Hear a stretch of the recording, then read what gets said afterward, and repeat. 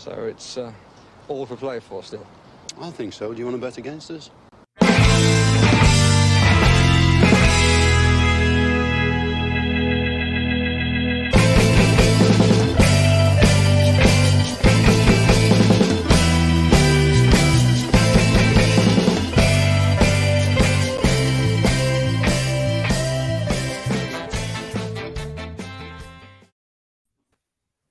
Well, how is everyone doing? Welcome to For the Love of Pomegranate podcast. And let's just get straight into this one. This is a Watford review, and I'm delighted I've got Paddy here.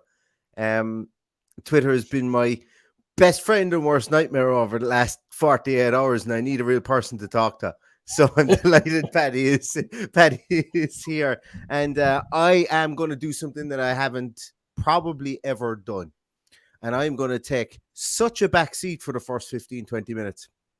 It's just going to be one of these things. So I'm actually going to let Paddy talk for once, which is going to be, I know, mark this one down in your calendars. First time for absolutely everything. I'm going to watch Paddy talk. And because of the subject matter that we're talking about, I'm going to need to put myself in a good mood. So I'm going to eat cake. Does anyone else want cake? I've got cake. I'm going to eat cake. And I'm going to wash it down with a beer because I have a funny feeling this one's going to be emotional tonight. And without further ado, Paddy, how are you doing today? I'm wonderful. I'm absolutely wonderful. All but Villa made my weekend, but can't have it all, I suppose. So we're going to have to sit here and pick through the bones of it. And if you're expecting me to talk for 15 minutes, you're probably mistaken. Because I'm only two. I'm only joking. Oh, but I do want you to. Want your take on it because I haven't even really spoken to you since the game. No, well, we've sent a couple. Well, the first thing I did at 5 o'clock on Saturday was turn off my phone and go to the pub. So I can safely say that Villa drove me to drink on Saturday. So 5 or 6 points in, I was feeling a little bit better and made my way home and had an early night. So I ensured that I would get a good night's sleep after probably the worst performance since we lost 3-0 to Wigan way back when. That's the way it felt anyway. Whether it was or not, that's my opinion. But that's how it felt. I haven't felt as bad. Even after being in Villa Park when we lost 3-2 to Wolves, I haven't felt as bad after a game as I did that weekend since we lost 3-0 to Wigan under Dean, or under... wasn't even under Dean Smith. It was still Steve Bruce, was it? I can't remember. Bruce. Yeah. So, yeah, I was majorly pissed off on Saturday. That's the only way I can describe it. We'll get into the nuts and bolts of it in a few minutes, I'm sure. But it was just the hardest watch, definitely since we got back up to the Premier League. No problem being played off the park, but just being overcomplicating the whole system and basically just hamstrung ourselves and stopped us from scoring goals. I'm at a loss now to see where we go from here. But the one saving grace is he keeps saying it's on him. So we can go all in and say yes, it is on him because he picked the tactics, he picked the team. Not that I have any problem with the team. I think we probably had our strongest team out there. But I just don't get what's going on with the tactics. I don't get that the ball has to go to a Matt Cash to give the ball back to them with his poor cross. Luca Dean's a bit better. But this business of our two majorly strong attacking outlets of John McGinn and Ramsey turning into fullbacks when the two boys overlap just leaves me scratching my head. I just don't know what we're at. I honestly don't know what we're at. I don't recall ever seeing him do this at Rangers, but in the last couple of games, I've just literally been scratching my head because I just cannot get my head around it. Surely, fullbacks are there to be fullbacks. If they're not good at getting the ball into the box, then let the likes of McGinn and Ramsey run with the ball or do something special. Surely they're a better attacking option to be using than using Matt Cash, who for some reason is not great at crossing the ball. For some, like I think we thought all along he was, but he's not. It's not happening. Even when he's getting to the byline and pulling it back, it's not hitting his target. There's so much going on that, where do we start? Now, that wasn't quite 15 minutes, Neil, but it's time for you to take over. No, and to be honest with you, I kind of turned down my my headphones because I thought you were going to go right fire and brimstone. That was very measured. But you see, I think the difference between when I get annoyed and how I'm feeling now is I just feel defeatist. Now I'm just so annoyed and I just don't know how, with the players he has, that he can put a performance like that together. And it's because of the unknown. It's because I'm scratching my head. If the 11 players went out and were absolutely shit, it's easier to go all in and start shouting about people. But this is all on the management team. They set them out that way. I think I said to you at one stage, we got rid of all those players, and ironically, with the crosses that were being put in, it was probably a night for Keenan Davis, Yeah. who's tearing it up at Nottingham Forest at the moment. And look, Danny Ings isn't tall enough. Ollie Watkins is not going to get there. So, it's back to the drawing board and how they're going to find, like, I think when Ollie Watkins come on, I messaged you after 2 minutes. I said, it's already better. And you replied and went, no, it's not, because you were right, because you were 2 minutes ahead of me. It fell apart after the 2 minutes. I was like, no, it's not, because it's still playing that ball around in that area on the left hand side. Yeah. But it looked like for 2 minutes we were going for it, and then it just reverted back to what it was, and I'm at a loss to why he's doing it, especially given whatever about Leeds. We were better attacking against Leeds, or maybe Leeds were just poor in defence. I have no idea. But the last 2 games we've been absolutely rubbish, and I just don't know what to say for once. Well, Paddy, we will get on to that, and we will take a look at why we look like we had attacking intent at Leeds. We'll also take a look at the Newcastle game. We'll take a look at the Watford game as well, because I came prepared tonight. I didn't want to just be screaming into the ether, because that's what Twitter is for, and that's what I did on Saturday night. Specifically in my DMs, not so much on the public forum, but it was one or two people that DM'd me, and I uncharacteristically kind of took it out on them. And then I realized halfway through sending a message, I went, wait a minute. We're both wrong. The person that I was DMing, I was like, we're both wrong, because we're actually both right. But the fact that we're both slating each other because we're trying to make the other person believe that, like, I was trying to make the other person, no, you're 100% wrong. It's definitely system. He's there. No, you're 100% wrong. It's definitely players. And I went, wait a minute. It's a bit of give and take here. And it has to be a bit of give and take. And I think when you look at it, it is, because, but at the end of the day, the players are the employees and the manager is the manager. So I think that maybe Steven Gerrard, and we'll get on to it, but I suppose, spoiler, I'm kind of giving you the end of the novel first before you have to go through the first 2 or 3 chapters. And I think what it is that, yes, Steven Gerrard's system is his system. We know it worked in the Europa League, it worked in Scotland, and it may very well work for Aston Villa, because Liverpool do more or less play the exact same system as well. And if Steven Gerrard doesn't think that he has the players at his disposal right now, my view is that Steven Gerrard should tweak the system, root and branch review in the summer when we have a transfer window open, and then implement his system. I think it's an incredibly difficult system to implement anyway, because of it's at the moment we're making it look useless because we're bunched, and we're going to show that in a moment. We're so bunched. Have you ever seen Liverpool look bunched in the way that they implement this? And they more or less implement this exact same system. And I've never seen Liverpool look so caught up or bunched as they do. But we do. And it's not that the players can't play it, maybe. It's not that, maybe it is. It's not that Steven Gerrard can't implement it, but I think potentially it could be a timing thing. But that's not going to butter any parsnips for me, you, or for the 45,000 to go to Villa Park every week.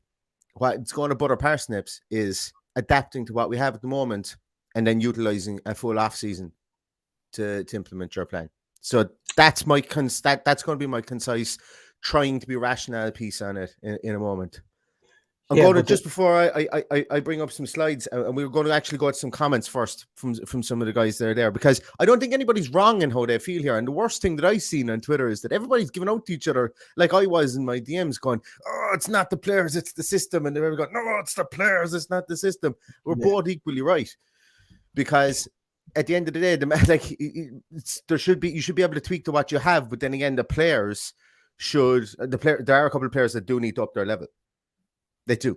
That's like, no, I'm not going to win any Pulitzer Prizes for investigative journalism for that one. Like, but it's that to me is the case. But where was I going? What was I going to say? Yeah, so just my own kind of tiny little view on the Watford game was, we shot ourselves in the foot. We went out in that field with a loaded double barrel shotgun, and we pulled both triggers and blew our toes off. That's what we did, because we were by far the more attacking, the better.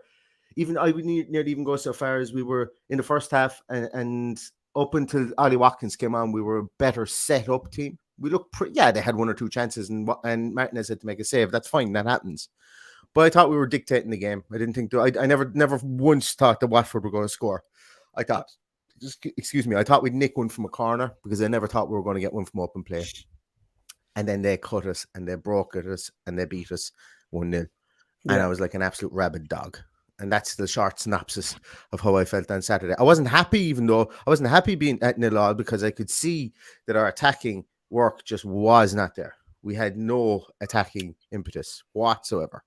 Well, the ironic thing is here, and we'll take you back to the team sheet tantrum. You said in the team sheet tantrum that we were going to get a penalty. And up until that penalty decision, I thought we were wide open. I thought we went at them. There was space all over the park, and then it was just like we stopped. And it was a penalty. It was a penalty, yeah. Penalty all day long. Like, penalty all day long for what's been given today. That's neither here nor there. Well, I do believe if we'd have gone 1-0 up, it would have been a completely different game.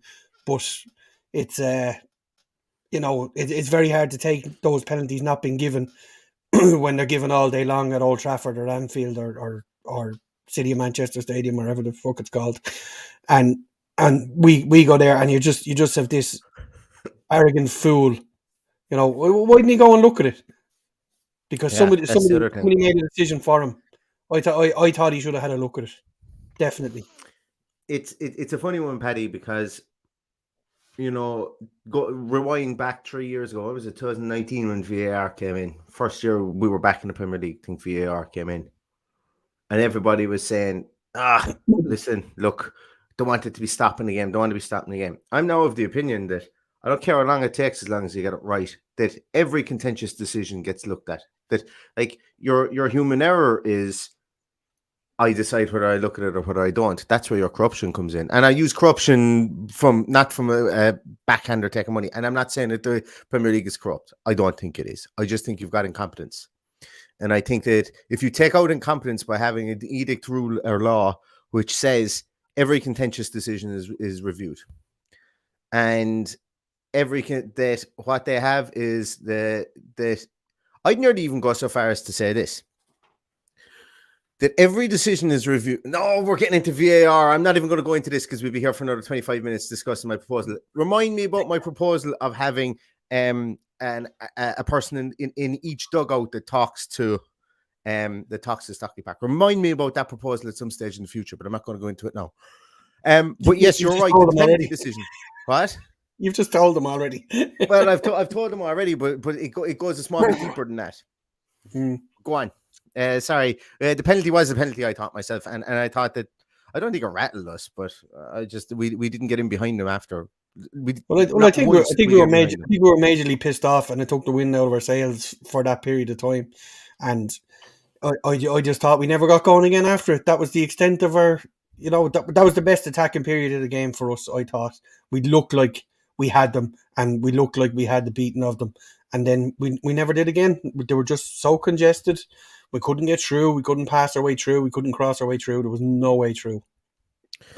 But and that's where it comes into. So 2 weeks in a row, I suppose. The Watford game, I came away from it feeling, we kind of played ourselves out of contention in that because our attacking play was so convoluted.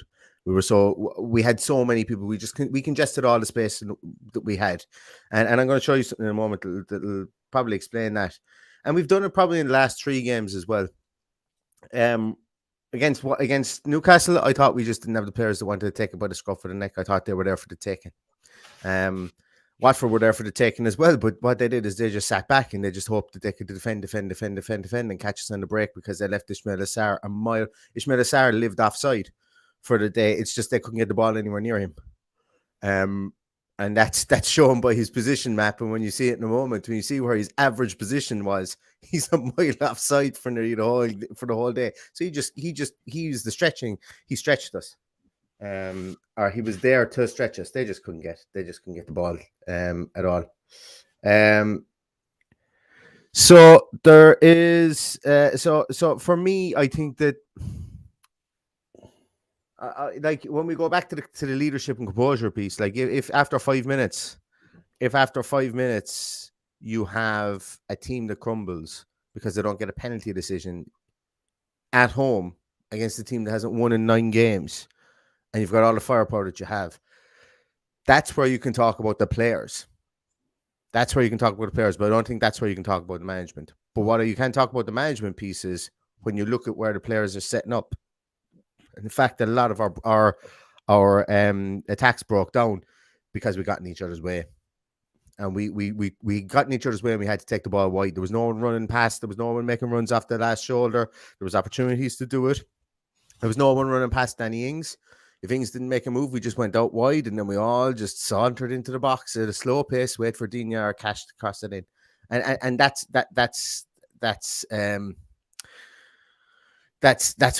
what kind of frustrated me the most. We're going to get to, I wanted to bring up the slides that I have because look, we're late doing this review, and I think a lot of people have heard an awful lot of probably the same things. And I think what I wanted to look at is I wanted to kind of get your opinion on this, Paddy. When we look at it in the cold light of day, things like our shot map, the statistics, and I want to take a small look back because the lack of creativity has been there. We've had a lack of creativity since Steven Gerrard has taken over. And I think it's only small tweaks are needed to change because I think this can be fixed. But before we do that, let's have a quick look at some of the comments that have come in there. Where are we? So I'm just going to go back here. Someone asked me, I think I saw someone asked me what type of cake I had. I had a coffee gatto. I actually have the full cake here beside me. I was tempted to eat it all, but Paddy didn't talk that long enough. Seb says, Paddy with a legendary rant. Just jokes, guys. Chin up and hope you're all doing better since the weekend. Absolutely. So Michael says, still the scale has never been tipped clearly in favour of optimism. I still had this nagging thought that the appointment of Liverpool legend had been a knee-jerk reactive decision. Maybe, but I think we're only 12 games into his tenure. So and look, I think that needs to be addressed too in what we're talking about. A lot of people are saying some absolute rubbish. There's nobody calling for him to be sacked. No, we're not. No, this is now. Don't get me wrong. I'm absolutely beyond pissed off with the last 3 games. If you recall, before that Leeds game, I said to you, yes, I still believe we're in the fight for Europe. Now we're looking over our shoulder again. So I listened to Dan. I'm not worried about relegation, but no. That's the fine line between one and the other is these 3 games because we've been absolutely shit. This is the thing that annoys me. I put it up on Twitter. I think it might finish me off. Well, the other thing that will finish me off is if I ever see Ashley Young at right back again. I hate to say I told you so, but like I've been crying out to say Ashley Young cannot play right back, and he was completely out of position for the 20 minutes he was on, and it showed for the goal. He just got beaten all ends up by Dennis to the ball. Digne didn't cover himself in glory either. He left Ismail Assar do what he wanted with the ball. on that side. I would have preferred if we were a bit more cute in that aspect. I don't know, was it Dina or was it Douglas Luiz got across to him? Somebody should just clip the legs from under him. Take the free. What Take difference over does the it make? team, take a yellow card, move on. What difference does it make? Absolutely, yeah. We were exposed at that stage. And that's something that, once again, leadership and like when you talk about composure, sometimes you have to be composed enough to know when to make a foul. You know, that guy to be rash, to be thoughtfully rash is composed as well at the same time. The oxymoron that it is. But I think that's an interesting one. Where are we? Sorry, there's tons of stuff. And Jared mentions here their ball came from Bailey losing the ball in our attack, but why did we allow Sarr so much time to pick his cross? Exactly. Bailey came on, and I genuinely I don't think Bailey had a clue where he was playing at the weekend when he came on. And the 3 substitutions I thought completely unbalanced our team, and we looked awful when we had the 3 of them. Absolutely awful. We looked worse when we had the 3 of them on. And we shouldn't have looked worse because there's arguably 2 of them should have been able to come in and up the level of play. But they didn't.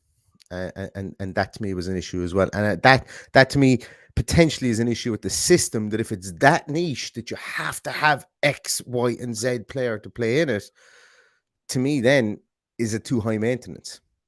I don't know. I'm just throwing out questions here. I'm not throwing the baby out with the bathwater. I think that I think it can be got right, as I say, with a couple of changes. Where are we? More than a couple. I think it's tactical changes more so than anything else, because we can't go out and buy people, and well, he bought people. I just don't think that Sanson is the prodigal son. He could. I like Sanson, but the problem neither is bringing on Ashley Young at right back just across the ball. Oh no. Never again, please. Never again, please. It should never have happened in the first place. There's no other logical reason why he was brought on other than to improve the crossing into the box. I just can't get my head around it. I'm at a loss to why he was brought on. It's just if he was brought on further up the pitch, I would have went fine. But being brought on further right full just because of his crossing ability, which again didn't happen either. So that's the only logical opinion I have on why Ashley Young was brought onto the pitch. I see a couple of people here have an issue with small tweaks. I like what more do you do? Like, small tweaks could be playing 4-2-3-1 and creating an extra space in midfield. Like I've said, small tweaks are keeping. I don't think that's a small tweak. I don't think that's a small tweak. I don't think what he's doing keeping our two eights playing left full and right full. That's a big tweak that should never have happened. So he needs to go back to basics. Keep the 4 at the back and let us look at attack in a different way. Because if we're going to pump balls into the box, we need to bring back Peter Crouch or Dion Dublin or someone like that, because it's just not going to work. We need fella. If that's the way we're going to play, we need centre forwards in there battering the centre halves, and we just haven't got it. But Paddy, that to me is a small tweak. Is tactically what I'm trying to say is you don't need to go out and spend another 200 million on new players to beat Watford at home. But at 60, 70 minutes on Saturday, that tweak could have been made. No. That's not what I was talking about. I'm talking about, can this be fixed for the rest of the season? And that's where I think the small tweaks come in by literally keeping 2 people at home. That's what I think. There's always a fix. The fix isn't with the players.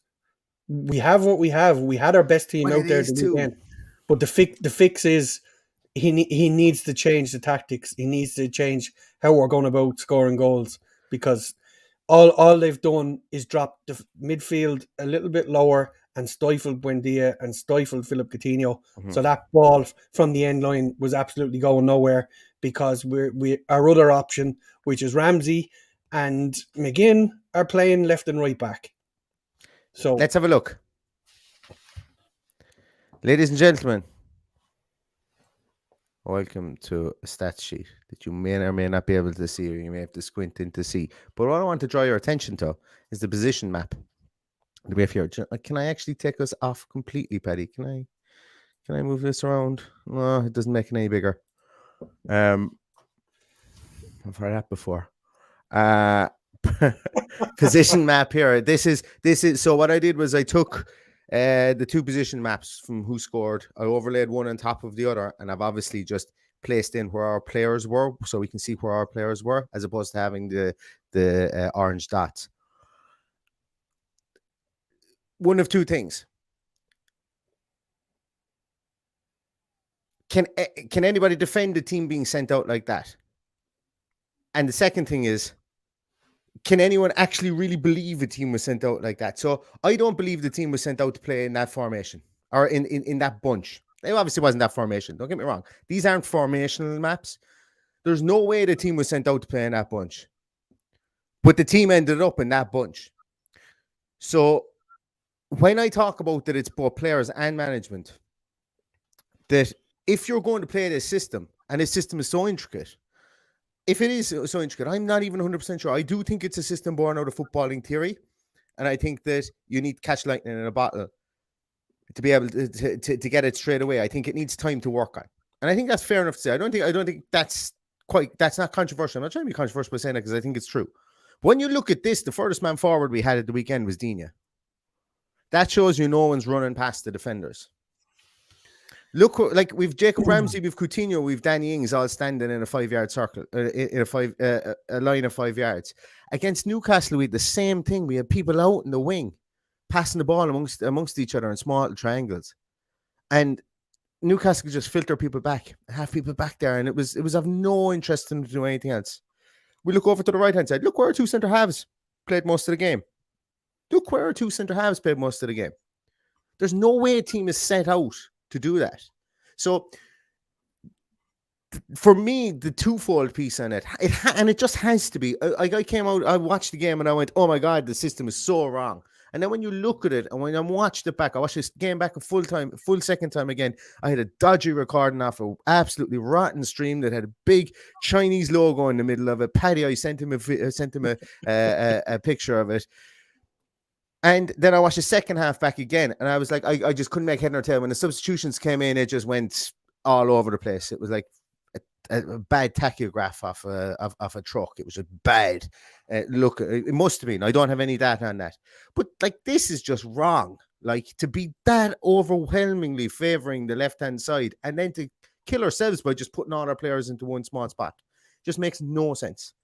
It makes no sense. So I don't think the players were told to go out like that, but I think the system that the players were told to go out and play, or the system that the players are told to play by having that many people in midfield, is causing this congestion. So the small tweaks for me are, you go back to having 2 6s and you go back to having fullbacks closer to home, and you push Coutinho, Buendia outside, or not out wide. I'm not even saying out wide, but you have maybe set up a 3 behind Ings or Watkins. We need to find space. Our players don't seem like they're capable of creating their own space. Against Leeds, it worked. And I hear you say it worked against Leeds. Now, take a look at where the two centre halves are there. So you can just see there's one centre half here just underneath Luca Dean, and there's another one here, 22, for Watford. Cathcart and Samir. Against Leeds, this is Leeds' position map. Look where their two centre halves are. Look at all that lovely, luscious grass in behind. And that's where we made our hay while the sun shined. Look where Ollie Watkins was. Does anyone remember the 2 goals that Ramsey got? Watkins was in this position. He made those runs. Ramsey just came across the 2 centre halves and took up the ball from Coutinho. So big differonces. This works really well, but when it worked really well against Leeds, but when teams do this, we were the masters of our own downfall, because we played all the ball amongst around in front of the defenders. Look, you just look at our shot map up here as well. Look at all those lovely shots. I called for shots. I probably cursed the team in this one. Look at all those lovely shots from out here. Absolute no good. No good whatsoever. We had 1 shot in target. We had 8 blocked. We had 11 missed. We had 17 shots that were in play. We had 2 chances from corners. We had 2 headers, which was only 1 header. One of those headers. And the other chance for a corner was McGinn from out here somewhere, out here on the edge of the box from a corner. And we had 1 free kick from Dina, who genuinely, like, we've a set piece coach, and they had a left-footed free kick taker taking a free kick from where it was, to me, was mind-boggling. Because once again, it had to be absolutely perfect, and it certainly wasn't. So that's Watford in a nutshell for me. Paddy, I cut you off. You were talking there, but I was in mid-flow. Can't remember. We were talking about I think it was about the Leeds game. Maybe it was we hear the two centre halves and then Leeds being up so high. Yeah, well, and you can see it's noticeably different. You know, I've said this a couple of times in the last few weeks. We need to be playing with this system. We need to be playing teams that are playing a high line. Otherwise, it's not going to happen.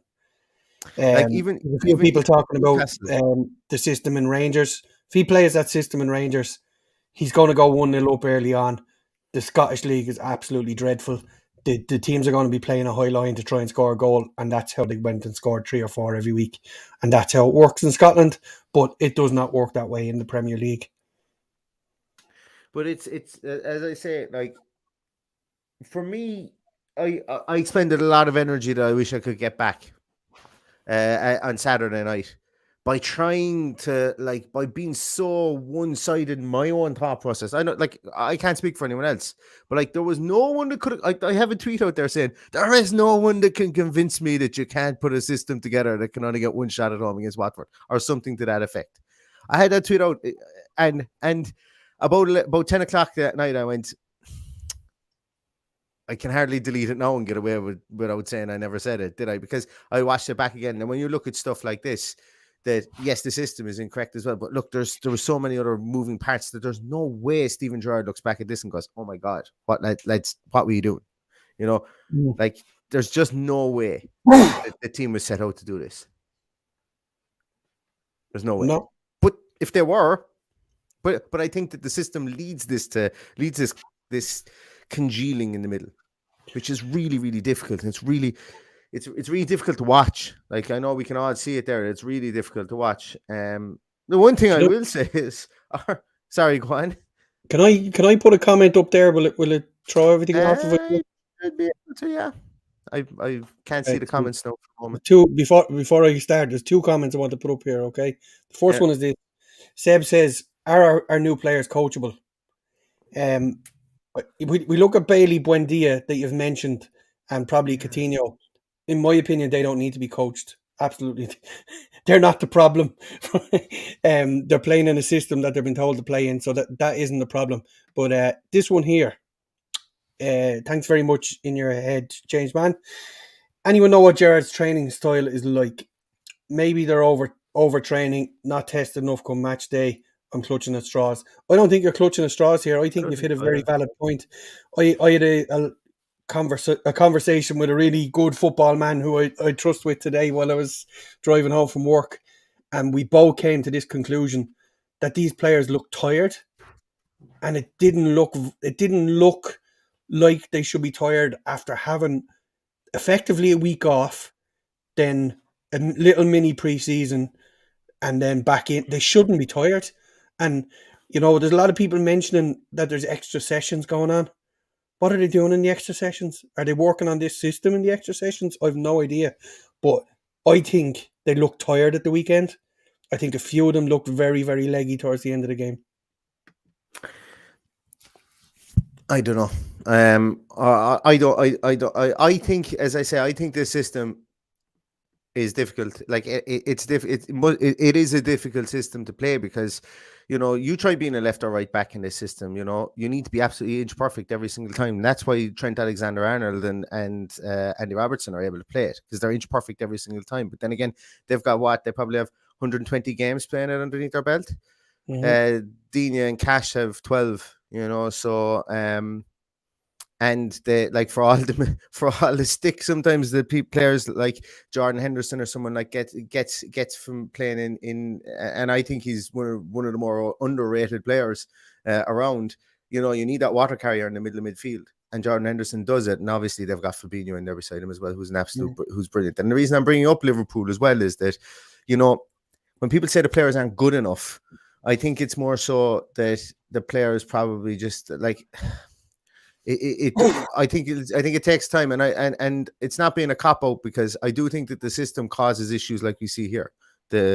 This because players don't understand it, and I think that's fair enough to say as well. Like, you look at all these players as well: Coutinho, Buendia, Ings. This is the first game they've ever played together. It's probably only the second game that Ings and Bundia, or maybe the third game that Ings and Bundia have ever played together. Possibly. I could be wrong on that.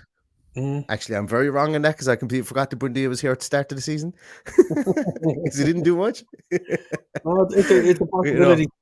I think the system is slightly different to Liverpool in that those 2 10s that we play would be slightly wider in the Liverpool system. It's not identical. And plus, Liverpool are Liverpool, so teams automatically are sitting deeper, and I think that's what Steven Gerrard is expecting to happen. But we're getting caught in the break. We got caught in the break at the weekend. And you can see why we're getting caught here in the break. Look, 23 is Ismail Assar. Like, look where 23 is. I told you he lived offside.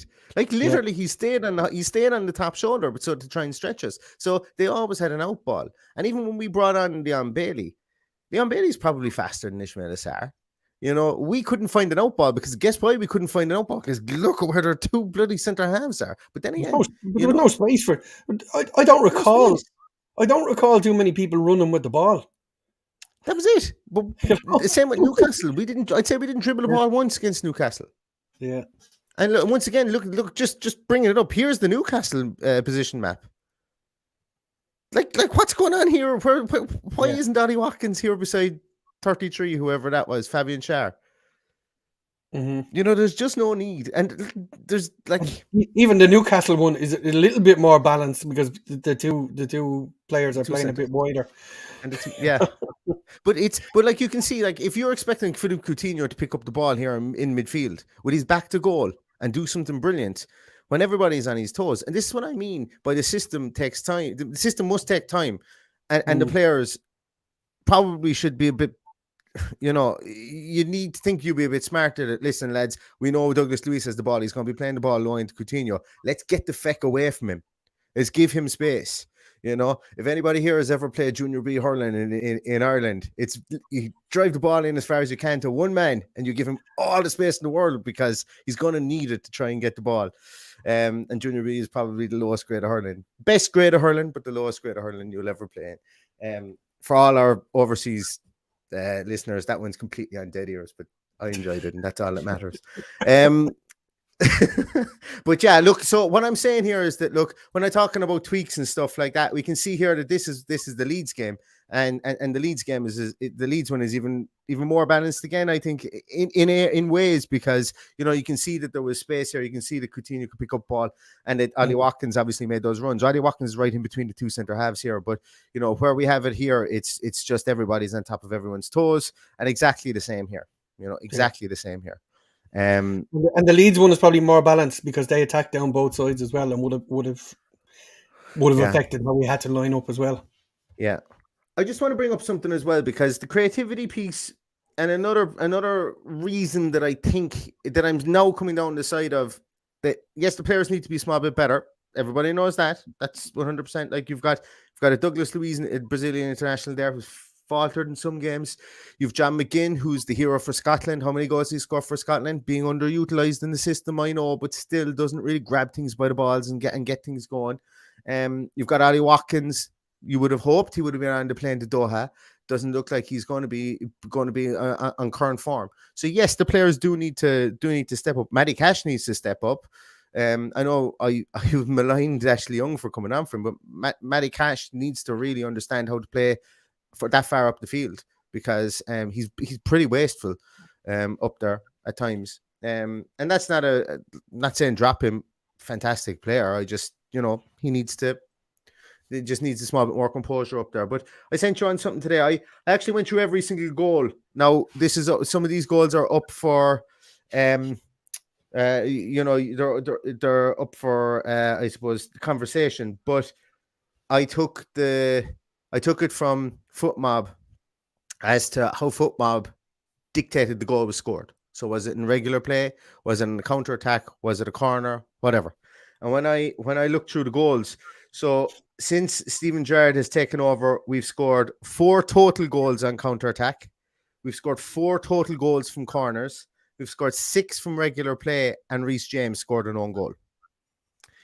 When we've won games, in the games we've won under Steven Gerrard, we've scored 3 goals from corners. We've scored 2 from counter attacks, and we scored 2 from regular play. So when we get goals from set pieces and from corners, we're still a bit reliant on that for my liking. Great to get it. It's fantastic. But if you're scoring more goals from corners than you are from regular play, does that not kind of tell you that especially specifically in wins, does that not kind of tell you that maybe there's a small little tweak to be made to the system? We're not throwing the baby out with the bathwater. It can be fixed. It can be fixed. I just fucking wish it was fixed last week and not have to be fixed this week going into the game against Brighton.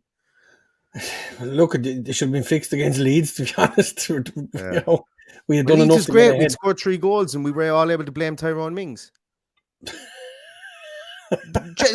Paddy, I'm just talking the truth. Like, we came away from Leeds going, we're going to Europe. If it wasn't for Mings, we would have won, and we would have probably won if it wasn't for Tyrone Mings and that silly clearance.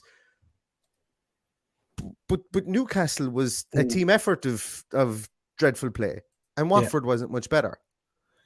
We also would have lost that game only for Tyrone Mings too, who made a couple of timely challenges and played one off the line. So, when he played off the line straight away, they got a corner from that, and then he still stopped it going in.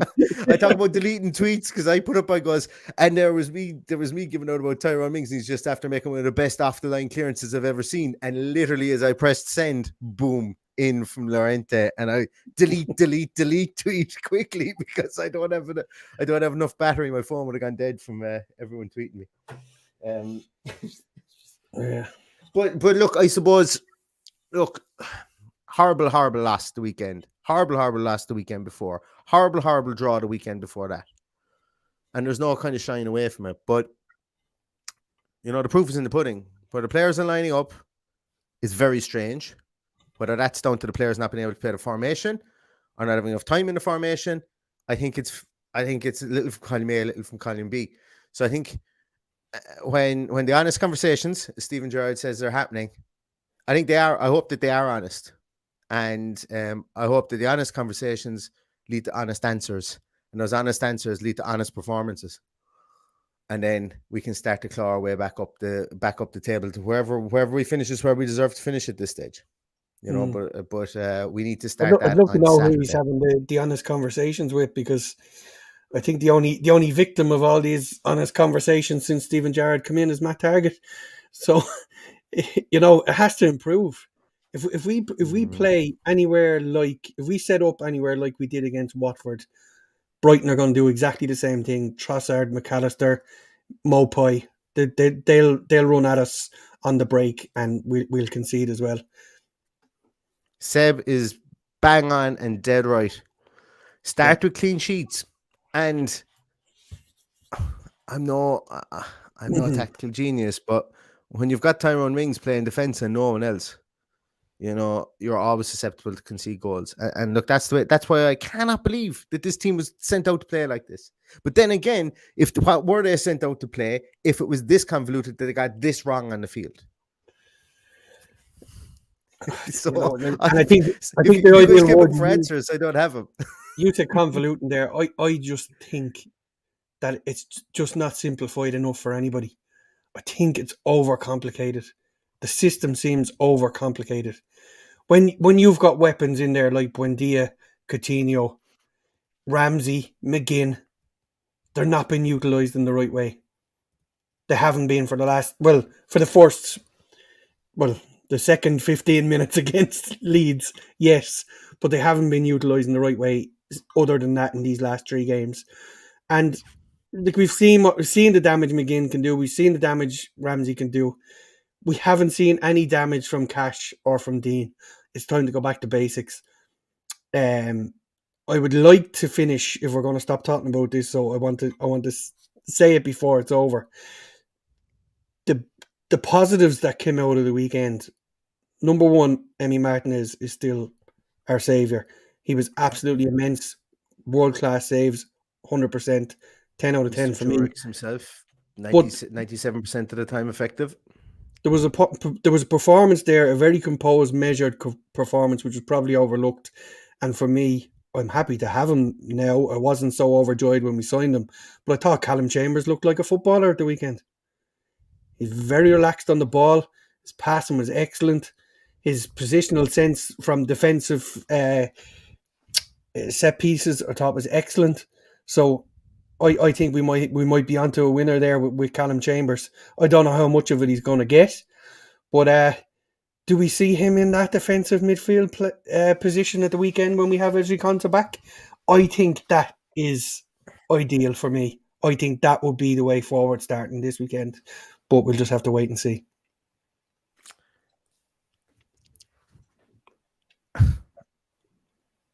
Can anyone see what Neil? So if anybody wants to know what Neil looks like when he wants to say, "Fuck it, yeah, that's exactly what I want," but also wants to keep his powder dry because it's a long week there and he could change his mind.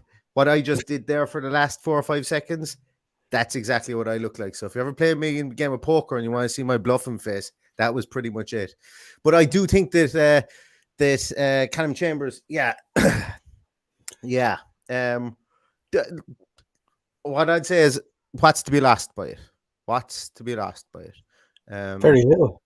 And I think that I think if he's opening himself up to trying new things now, and taking this season for what it is and building for next season, that's what he's got to be looking at. Because for me, I thought Callum Chambers was excellent at the weekend, and other than Emi Martinez, he was man of the match for me. He was a leader. It was very quiet at the weekend, and you could hear him and you could see him talking. And it's great that we have someone like that in there because you could hear Mings as well.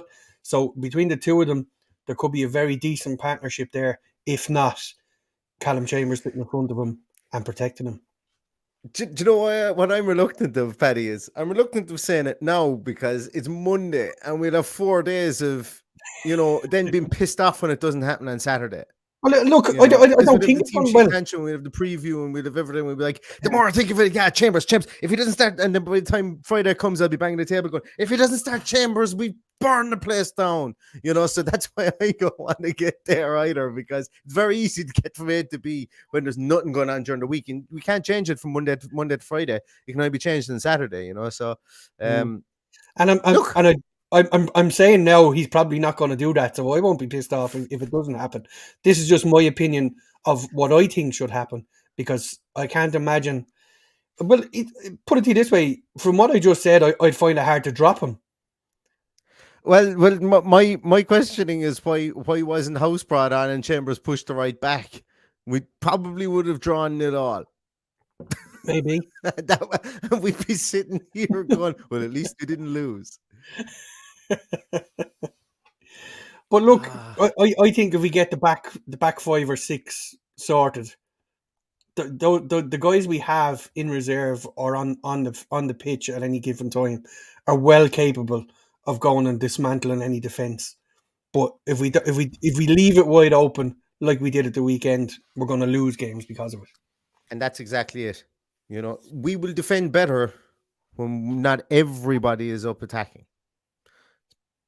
The schoolboy mentality, the schoolyard mentality is fine, but throwing players at attack, and I have to think, you can call it bad body language from Gerrard, but the last 2 games, last 5, 6, 7, 8 minutes, Gerrard has been slumped in his chair. You can call it bad body language, but sometimes maybe he's looking at it going, what are they doing out there? What are they doing? Maybe, I don't know. I'm just talking out loud, but that's why I think, and be whatever way you want. Have your own opinions about whatever you want. My opinion of it is that there's enough blame to go around, from between players and formation. And that, as I say, it's, they were going to have to find a solution to it one way or another. But I think that it can be found. Well, that's for all it's worth, that's my solution. If he has to bring Konsa back in, I wouldn't be dropping Chambers. I would give him the opportunity. If that's what he's doing now, if he's finding out what his players can do, put Chambers in there in defensive midfield and shake it up a little bit. And I think we'll do much better at that. I think there'll be a lot more protection. Was it a great Aston Villa manager said one time, we don't get too high with the highs and we don't get too low with the lows? Yeah. Well, I always say when you see a goalkeeper coming up for a corner, you're in the shit. That actually annoyed me, Paddy. I must say that really annoyed me. when you were playing against Watford and you're 1-0 down in the 95th minute because there was tons of injury time played because they were dropping like flies. And then Emi Martinez came up. I went, that's problematic. When you've got Coutinho, you've got Bailey, you've got, look, we won't get into it because we could be here for another 49 minutes.